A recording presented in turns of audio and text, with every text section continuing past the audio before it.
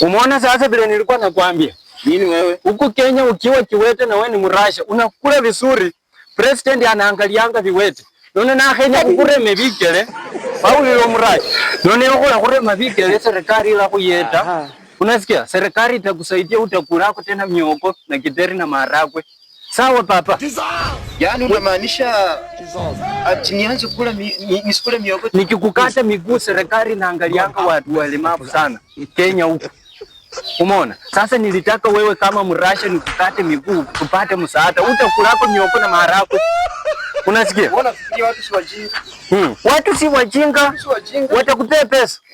Msolali yako kimioko tu mwana. Mnajaribu kufanyia nini mwingine wewe? Nataka nimukate miguu, unajua ukao watu huku viwete wanalipa. Na sio wanakudanganya tu unataka kukata miguu na kubali. Sasa unaona huyu jamaa ati anataka nikue kwa watu wenye wanapata msaada ya Ruto. Yes, hatujakataa vilema wanakula pesa, lakini sasa unataka ukatwe miguu. Nenda kwa jikoni na kuja. Utaniambia chenye inakona hesabu. Hoje mjikoni. Wewe maharibu hesabu. Sasa mbona usijikatie mwenyewe? Andizo rosi si rubu kuswa kaulila. Unakuja hapa na Kiswahili mingi kwa nini? Na Warasha wasikike luya.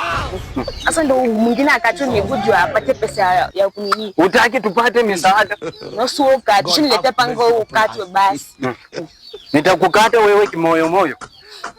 Nitakukata wewe kimoyo moyo tupate msaada. Na kamoyo kakisuje kweli kweli. Sabole wale ile kimikono. Uruke sia mira mutamu. Unaharibu mu. Uko na talanta ya kutendesha miradi shoda. Nivenyoje jelewa. Kimoja kitamo. Enya kanaba kulo ile stop.